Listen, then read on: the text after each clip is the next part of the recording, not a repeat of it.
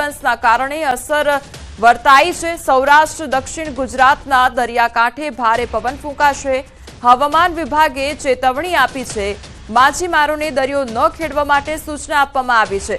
12 કલાક સુધી દરિયામાં ન જવાની સલાહ પણ આપવામાં આવી છે। 50 કિલોમીટર પ્રતિ કલાકની ઝડપે પવન ફૂંકાઈ શકે છે। તો હવામાન વિભાગ દ્વારા ચેતવણી આપવામાં આવી છે અને વાતાવરણમાં એકાએક પલટો જોવા મળ્યો છે। બીજી તરફ વહેલી સવારથી જે પવનો છે તે ફૂંકાઈ રહ્યા છે। બીજી તરફ માછીમારોને દરિયો ન ખેડવા માટે સૂચના આપવામાં આવી છે।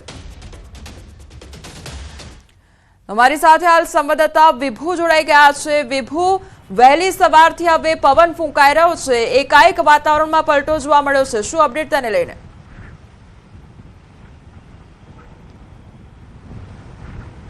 કોમલ, અત્યારે ઉનાળાની શરૂઆત થઈ ગઈ છે, પરંતુ જે રીતે પવનની જોર વધી રહ્યું છે, અત્યારે રાજ્યમાં ઉત્તર પૂર્વના પવનો ફૂંકાઈ રહ્યા છે। હવામાન વિભાગ દ્વારા આગાહી કરવામાં આવી છે કે પવનના જોરને કારણે જે તાપમાન છે તેમાં 2 થી 3 ડિગ્રી છે તે ઘટાડો થઈ જશે, પરંતુ 24 કલાક બાદ ફરી 2 થી 3 ડિગ્રી તાપમાન છે તે વધી જશે।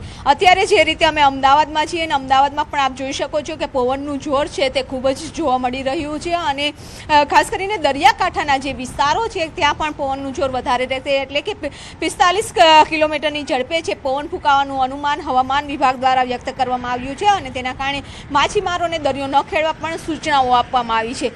અત્યારે જે રીતે ઉનાળાની શરૂઆતમાં તાપમાન છે તે વધતું જતું હોય છે, પરંતુ પવનની દિશા અને ખાસ કરીને વેસ્ટર્ન ડિસ્ટર્બન્સના કારણે વારંવાર જે વાતાવરણમાં પલટો આવી રહ્યો છે, પવનની દિશા બદલાઈ રહી છે અને તેની અસર તાપમાન ઉપર જોવા મળી રહી છે। આજે વહેલી સવારથી ભારે પવનને કારણે ઠંડીનો અહેસાસ પણ થઈ રહ્યો છે। વિભુ, જે પ્રમાણે એક તરફ એવો અનુભવ થઈ રહ્યો હતો કે હવે ઉનાળાની શરૂઆત થઈ ગઈ એટલે દિવસે ગરમી જોવા મળે છે, રાત્રિના સમયગાળા દરમિયાન ઠંડીનો અનુભવ થાય છે અને આજે તો વહેલી સવારથી પવન ફૂંકાઈ રહ્યો છે, એટલે આ બેવડી ઋતુનો જે માર જે લોકોને સહન કરવો પડશે તેનો અનુભવ કેવો રહેશે લોકો માટે?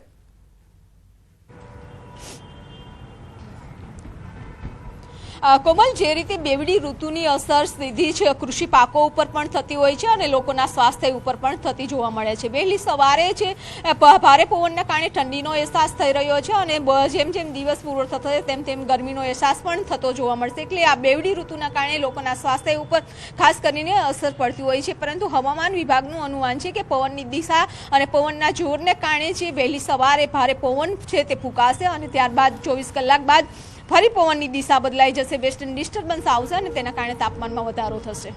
જી વિભુ, સમગ્ર માહિતી બદલ આપનો આભાર।